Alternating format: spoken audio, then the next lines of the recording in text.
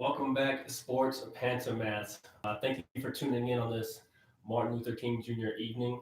First, let's just be thankful for Dr. Martin Luther King as not only did he do enormous things for civil and human rights, but he gave us all the voice to stand up for what we believe in and have your voice heard, actually. So thank you for tuning in on this fine day and give appreciation to him. Like and subscribe to our channels. It helps me out a lot, and just give us some feedback. And also, I'd like to hear your inputs as well. Social medias go as followed. We're here on YouTube, Sport Pantomaths channel. Facebook, it's Sports Pantomaths Podcast. Instagram, we're at Sports Pantomaths.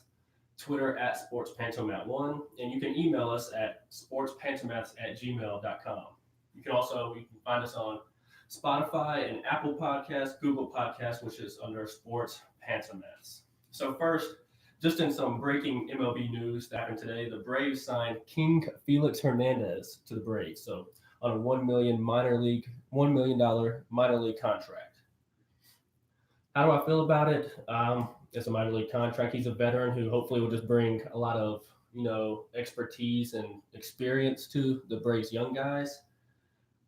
Not what I would like for them to go target. It's not really. I'd rather them go after a big name, solidified ace, rather than go after some guys on the bottom end of his career. However, the main thing I want to talk about, which I'm starting with MLB news, which I usually don't do, the Houston Asterisks, which I won't even say their actual name anymore. The Houston Asterisks, which if you guys haven't heard, it's all over, all the talk shows and everything. I'm just going to give my little take on it. I had a long rant last podcast. If you didn't hear, you can go find it in my last video where I just pretty much bashed the Houston Asterisks. So the MLB hands down their cruel punishment to these cheaters and just embarrassment of an organization. So, the manager suspended for a year, the GM suspended for a year, which they were eventually fired. I heard stories that the manager really wasn't even that in on it. He was sticking up for his players, so they didn't have to take the fall. And none of those players came to his defense. Those players are snakes. Players are absolute snakes. Can't stand those players, and I just have no respect for those players. Didn't stand up for their manager either. Nothing. They didn't take regards of their actions. Didn't take responsibility. Just awful for Altuve and Brett to come talk to the press and not even apologize for what they did. Terrible. Second, they received $5 million in fines. Did you know that just after that 2017 World Series, they made over $60 million as an organization? Do you think $5 million means that much after a $60 million profit? They also lost their first and second round draft picks in the next 2 years. Draft picks aren't even guaranteed to be great. Their potential. This is just soft by Rob Manfred in the MLB. Just awful. Like, come on, man. Like, are you serious? This is my theory on what needs to happen. The players involved need to be banned. Bam. I'm going to get to more on that in a minute. And they need to strip the titles. And I'll explain exactly what should be done. Just so we never experience this cheating again in baseball or any other sports at that. We need to strip those titles. And what we need to do is have no champion for that. Don't award the Los Angeles Dodgers. They didn't go out there and they didn't win a World Series. While they lost to people who were cheating and they could have won the game, they didn't win the games when they needed to. So you cannot award a championship to a team, just like the Yankees shouldn't get the pennant for that year either. However, this is what needs to happen. They need to have no champion for the 2017 World Series. And every time, and also for the 2018, once the Red Sox get handed their punishments. The 2017 World Series just needs to say vacant. And it needs to say the 2017 World Series was vacated from the Houston Asterisks after they were caught cheating by, one, giving a live feed for the signs and signaling to players what pitch was coming when. And also, there's a new scandal out about, this possible buzzer thing. I'm going to get on that in just a second. But first, I want to do a little comparison.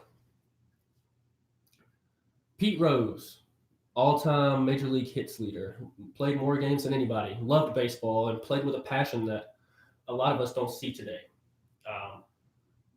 a lot of my older listeners and guys who've been able to experience more sports than I have, I've gotten to see Pete Rose highlights and watch the way that Pete Rose played the game. And that's how you teach your kids how to play the game. You want them to play it hard in the right way, but you want them to have fun doing it as well. Pete Rose is banned from baseball for betting on his own team to win games. How that makes any sense, I don't know. He's banned for life while Altuve and Bregman get to sit there and have some god awful of an excuse response to all these allegations, while Pete Rose has a lifetime ban and cannot get elected into the Hall of Fame. Ridiculous. Now, people want to argue the steroid era. Let's talk about the steroid era. Barry Bonds, who a lot of you guys have, I've talked to many of my friends and family, and people consider Barry Bonds to be one of the best, if not the best hitter they've ever seen. And can I argue it? No, not really. I will say he did steroids, and that made him, stronger, faster, and, just gave him an advantage. However, it doesn't compare to knowing the pitches that are coming. That not even close. And I saw a great comparison on Twitter, and it kind of made me laugh a little bit. And it said, imagine guessing the pitch right on MLB The Show every pitch. And I was like, that makes total sense.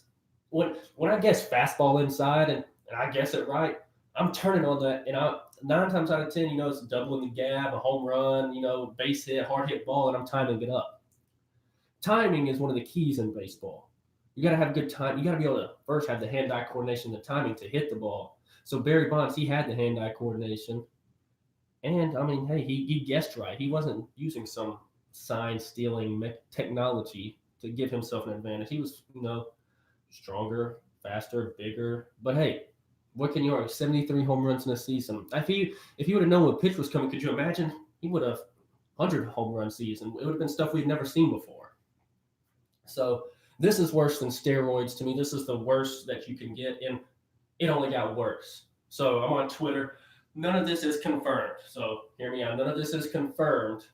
They've looked into it, and they said they couldn't find enough. I think the MLB looks bad enough, and they don't want nothing else coming out. So I'm going to tell you what all I've been I followed this very closely on Twitter, and I've been reading through all the accounts and coming up with what I believe is going on and what they're saying is going on. So Altuve and Bregman have been accused of having a buzzer to buzz them when a pitch is coming in.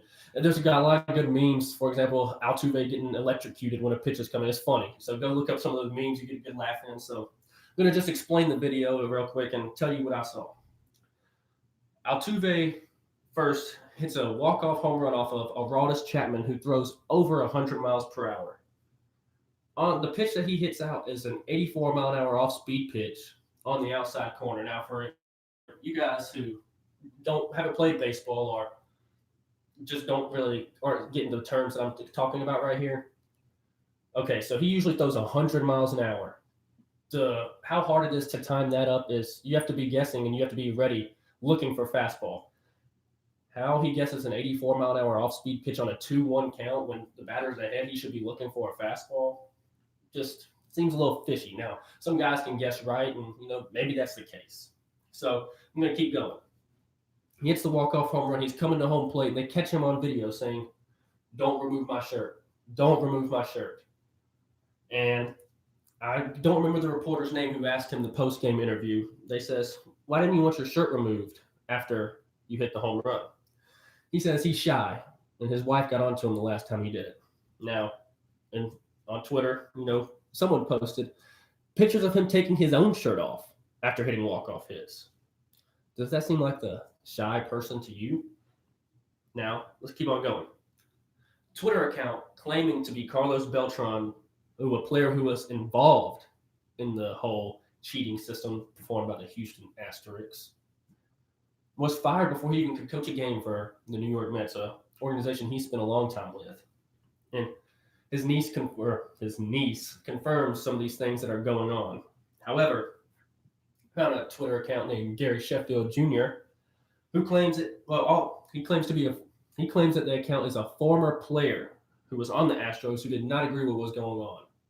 And it sounds right to have all this intel and inside information that this account is putting out. My theory, Brian McCann did not want to be involved, and he is the source to all this information. He's retired. He's got nothing to lose. Hopefully, it is Brian McCann because then I'd gain a lot more respect for him again after he left my Braves to go be a Yankee a long time ago. Speaking of the Yankees, Gleyber Torres was also accused by that account of using a buzzer on his leg. And this account also said that the Yankees had cameras in their bullpen. So it seems like this cheating stuff is going all around baseball.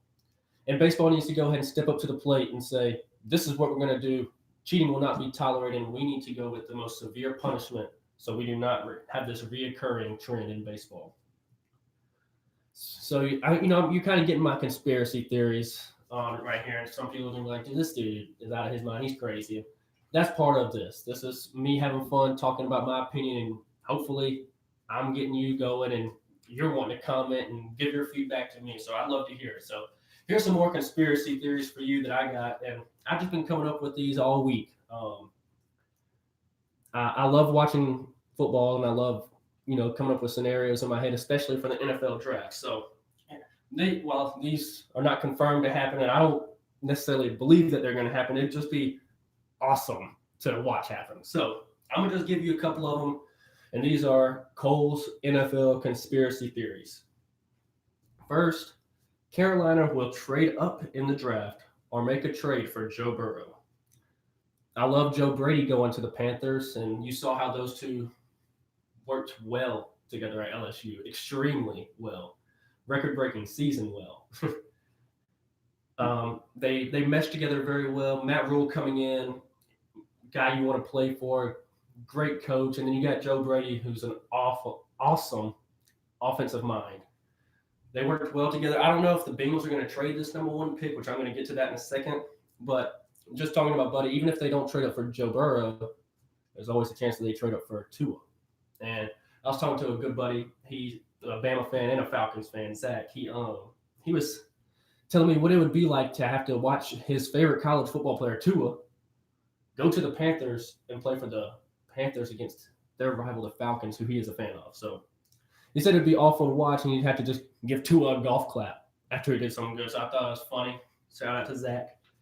So I was going on about how the Bengals could trade the number one pick, Joe Burrow, or allow Carolina to trade up for him. First, this is what the Bengals should do if they aren't all in on Joe Burrow. He's going to be a good quarterback, I believe, but I don't know about elite. And here's what they could do. The Bengals could wait and get Trevor Lawrence or Justin Fields next year with the number one or top one or two picks.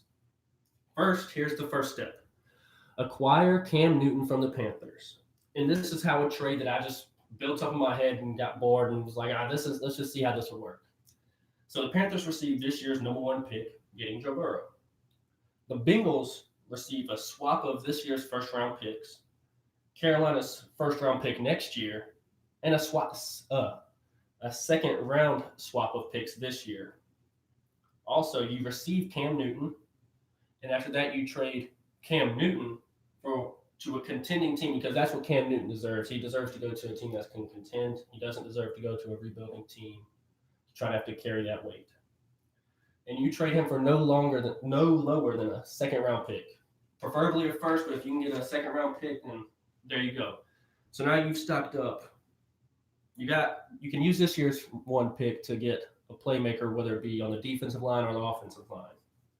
Next, you get your quarterback with your top pick next year, and you just completely rebuild. And first, like I said, you go get Trevor Lawrence or Justin Fields next year. This year, you get offensive lineman and or pass rusher, and then you fill those needs in. You go as quarterback, left tackle, pass rusher, and then you go for a weapon, whether it be a wide receiver to, complement aging AJ Green or a running back who can help take the load off of Joe Mixon.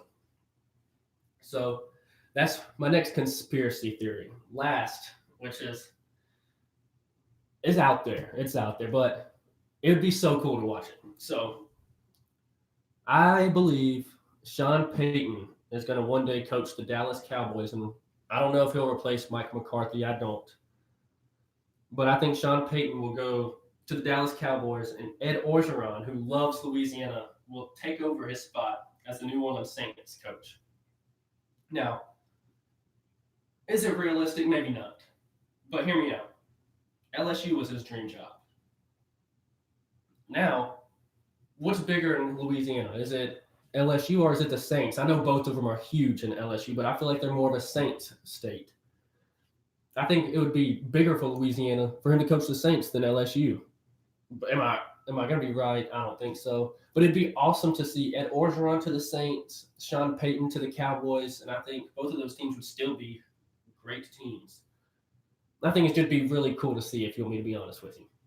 So next, I want to address how wrong I was on the national championship, and we don't get this often.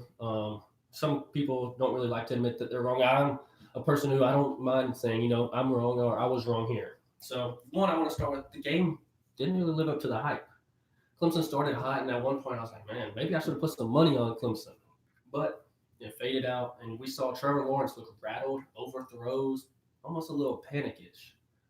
However, he's still going to be a great quarterback.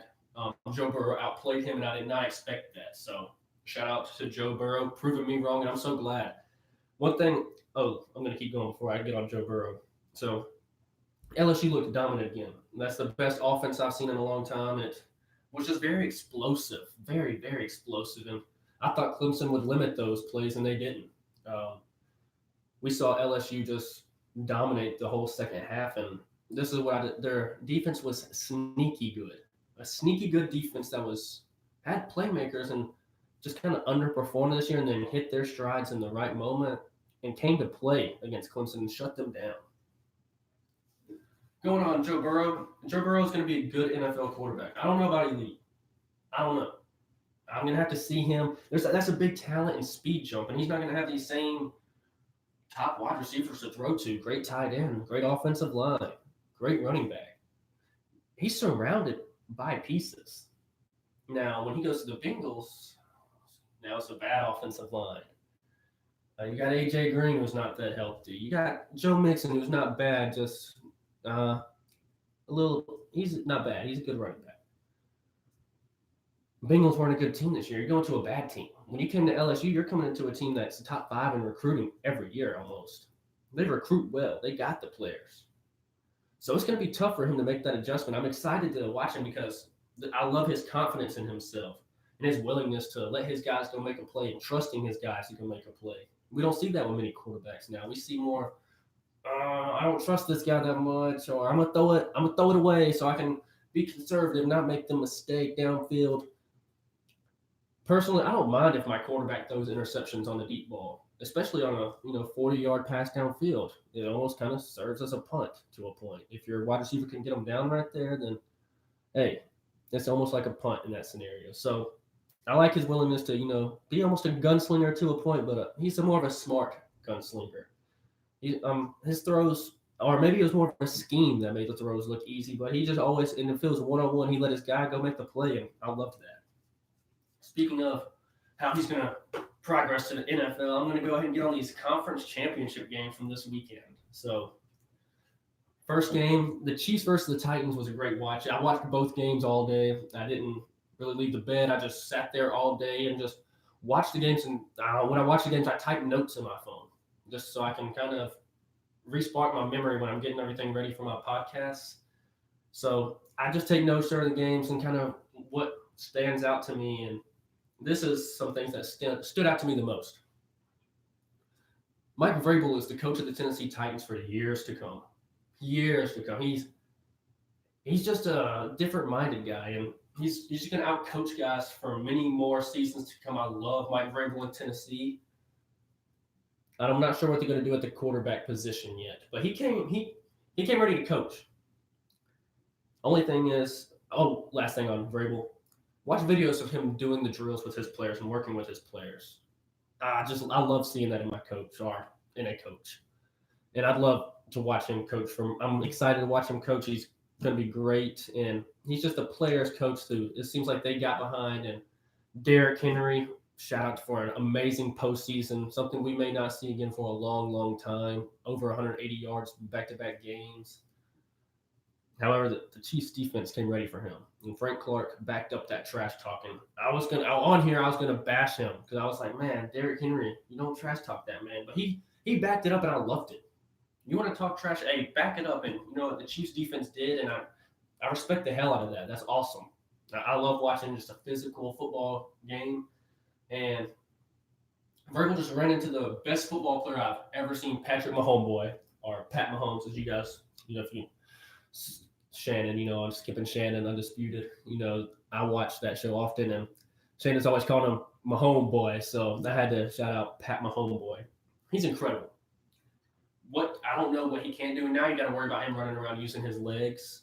He's finally healthy. You see the knees come all the way around. Just a dominant force of a football player, and the best quarterback I've ever seen to this day.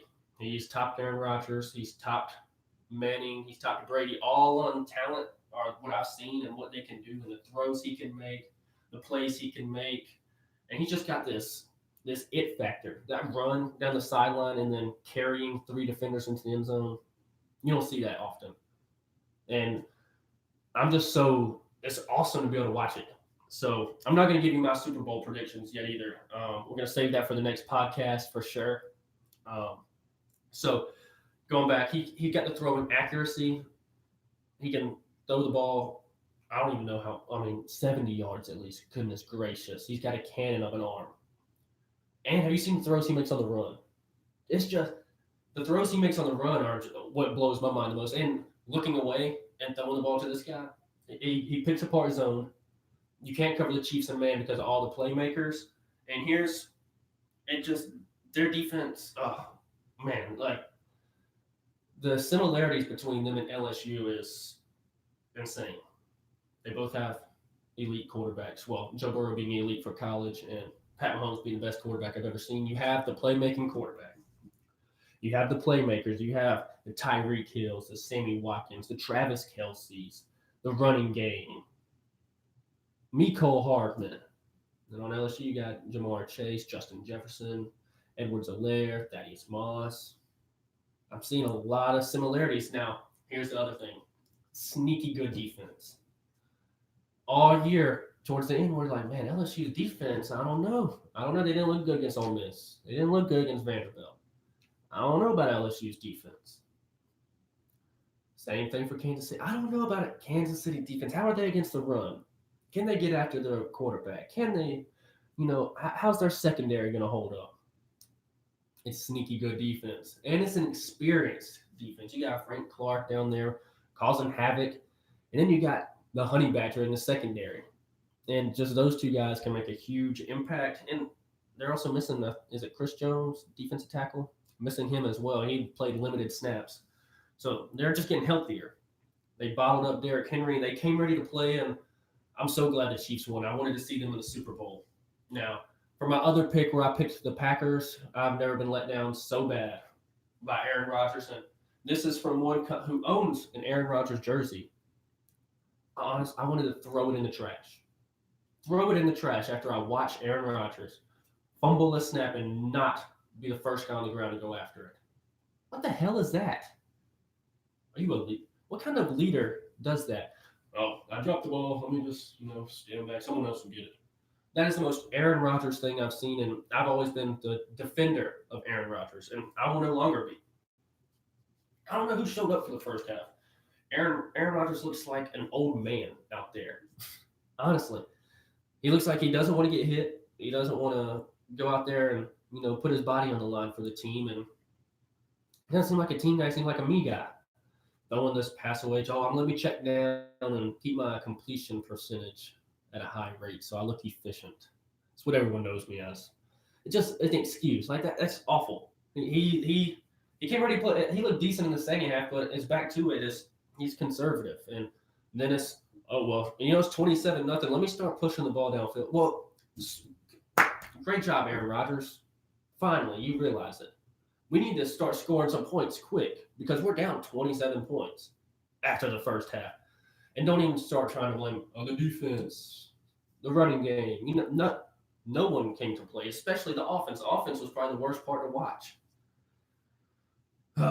Being a Packers fan. And I laughed during the game. I was laughing. I was like, I didn't expect anything more. I watched them get dominated by the 49ers, and I said on my last podcast, I don't know why I'm picking the Packers. I'm picking it more with my heart than I was my head. I was thinking I'd love to see Aaron Rodgers and my homeboy battle it out in the Super Bowl, and Aaron Rodgers blew that. Choke artist, and shows again that maybe that Super Bowl and playoff run that he had was a fluke because these past couple conference championship games he can't get the job done. He's no longer Superman. We used to think of Aaron Rodgers as this guy who puts the team on his back fourth quarter and he comes ready to play in big games. He's going to win. That's the dude you don't want to face. Who's scared of Aaron Rodgers now? I think people are fearing a lot other people more than Aaron Rodgers at this point in their careers. We're more worried about Pat Mahomes, Deshaun Watson, Carson Wentz at this point, who I've been a critic of, prove me wrong, Russell Wilson. Those are the clutch guys. Drew Brees, Tom Brady. Those are the guys that you're like, I don't know if I want to face those guys. Aaron Rodgers at this point, he's aged the worst out of Brees and Brady. And I'm an Aaron Rodgers fan, so maybe he'll. I don't see it changing anytime soon. I think the Packers window has now closed, and this is Aaron Rodgers' decline, and this is the rise and the start of the Pat Mahomes show in the Chiefs dynasty. So, got a fan question from my stepdad, Dale Manning, who's out of Columbus, Georgia. First of all, Dale, thank you so much for the question. I appreciate it. I enjoy our conversations every day of us debating sports. As soon as you get home from work or I'm home from class or wherever I'm at, I'm always enjoy those conversations and just being able to debate. And he's going to come on soon and battle me for the belt. We got to set a date soon, but I'll for sure let everyone know that he will be on the podcast debating me for the belt very soon. So his question was, how is the transfer portal affecting college football today? And I'm previously talking to him about this. I know he's not the biggest fan of the transfer portal, but I like the transfer portal. I think it's good for the college football, good for the game. This is why. It allows teams to make a championship run when they're just missing that one piece. And that's good. We want college football to be more competitive. I hear constantly people are complaining, it's the same 5-6 teams. It's the same teams. Well, this is what the transfer portal can help you with. If you recruit well enough and you're missing just that one piece, maybe you're missing the quarterback, maybe you're missing that defensive playmaker, and you can go to the transfer portal and bring in that guy and try to find something. I love the transfer portal, and I think it's a great system. Now, here's what I would make the transfer portal because I enjoy it. Allow kids, I'm trying to think of it. I think if you transfer out of the conference, you get instant eligibility. If you transfer in the conference, you have to sit out that year. And I think that's fair. This allows kids if they're transferring for playing time, go get playing time out of the conference. That's okay. Just go get your playing time and go get your name out there. Because I think if you want to play, go play. I want you to play. You enjoy the game. That's awesome. Go find the best situation for you. For teams, you're not losing your players to your biggest rivals. And that's key. You hate to see guys transfer from Georgia to Florida, Florida to Georgia, Georgia to Tennessee, Georgia to Alabama, Alabama to Auburn, Georgia to Ole Miss. We've seen a lot of these in-conference transfers, and I'm not the biggest fan of that. I want to play them because I want to, go beat them down. Personally, as a player, that's what I want to do. But, it's more of if they're going for playing time, go to another school out of the conference. Because, these guys, they worked hard to bring you in, and now after a year, you're turning your back, and they expected you to be that depth that they needed. And if you work hard enough, maybe get that starting spot. And it does take competition out of the game to a point, but also it brings back to giving kids the opportunity to play and, go through their careers. Another question he also had was, how do I feel about athletes making money on their likeliness? So, OBJ thing, I'm not really going to get into it that much. I didn't see much of a problem. I think OBJ was trying to make a situation for himself. And, a couple $100 to a player, it's not that – it doesn't bother me. LSU won the game, and it shouldn't affect anything for anyone. If anything, OBJ should be punished. He should just waited to the locker room and handed those guys that money. So, I don't have a problem with guys making money on their likeliness, but this is what I think they should do. They get a lot of benefits from going to these big universities. They get food, they get cool sports apparel gear, they get a place to stay, they get to stay together, they get awesome facilities, and all these guys are able to, you know, see this stuff, and it's a great situation. They're they're gaining a lot. So they should split the profits that they make off their name with the school because the school is giving them the opportunity to get their name out there. So they split the profits with the school and they're allowed to receive this money after they graduate. This mainly is so it forces them mainly to develop a backup plan. We see often that players aren't doing the right things with their money when they get to the NFL, and being a young kid myself, I don't know how I would spend that money either. You know what I mean? I've never had that much money, so I don't know. I'm not making millions like they are. But if they go to school and they get their degree and they have that money in a little trust fund pretty much for them to get after they graduate, works perfectly. It increases the likeliness that they go get that degree and they have that fallback plan. And if football doesn't work out or they get injured or something, they just always have something they can turn back to and go make some money and support their families and live a healthy, good life. Also, a lot of people are going to disagree with this, but I think football players should be able to make minimum wage for the hours they put in of practice, film, etc., stuff like that. Team activities where the coach can vouch for their hours, etc., like that. No more than, of course, 40 hours a week, preferably. You don't want them making huge money at that point because they're also making the money off their likeliness. But it gives them the spending money that they need. And, they don't have time to go work these jobs. Like, for example, I can go do, or some of my listeners can go do. They could go get a job while they're in school. They don't have the time to go get those part-time jobs. It's being an athlete at a big university is a full-time job. And for some of these guys, when they go back home and stuff like that, especially over the summer, what are they going to do? So this gives them, a little thing to fall back on during, especially when the season's not in, and it just gives them.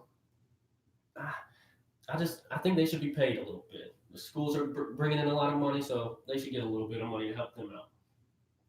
And people are going to argue, oh, well, then the teams who bring in the most money will have the best players all the time. Well, isn't that already happening? Bama, Clemson, Ohio State, Georgia, Texas, Florida. Name the big school, Texas A&M. Name the best recruiting schools, and those are usually the teams that bring in the most money. So it's the same thing that's happening now. So what would it really change? Just as a little closing out here. Oh, one thing I'm going to mention real quick. I want to talk about what's going to be on my next podcast. So let's see. Oops. So next podcast, January 27th. Just a couple of things. You're going to hear my Super Bowl predictions, and then for my Georgia fans, you're going to hear what I think about Georgia's new offensive coordinator hire. I really like it. Todd Monken, it's going to be a good hire. I liked the hire. You're going to hear more about that. You're going to hear the impact on LSU feeling the negative impacts of being a successful program and losing your passing game coordinator, Joe Brady, and your defensive coordinator, Dave Aranda. Also, we're going to talk about how Kyrie Irving is overrated. And I'm going to prove that to you. So just a little thing to do while you're not watching sports. It's kind of a little dead season right here. No football this coming up weekend. A couple of things for you to go binge watch on Netflix like I did while I was waiting for the games to start. The Aaron Hernandez documentary, crazy series on Netflix. Very, very crazy. Just a awesome series. Go check that out. And also, Don't F with Cats. Very, very morbid series, but it's an interesting watch and it'll get you going. Don't forget to like and subscribe to this channel right here, Sports Pantomaths. I would greatly appreciate it. It would give me some feedback, and it really helps me out knowing that I got some guys who want to tune in and watch. Give us a like on Facebook, Sports Pantomaths Podcast. We're on Instagram, @Sports Pantomaths, Twitter, @Sports Pantomath1. and contact us via email, sportspantomaths@gmail.com. You can find this on Spotify and Apple Podcast, Google Podcast under Sports Pantomaths. I'm Cole Hill, and thank you very much for listening. And tune in January 27th for my next podcast.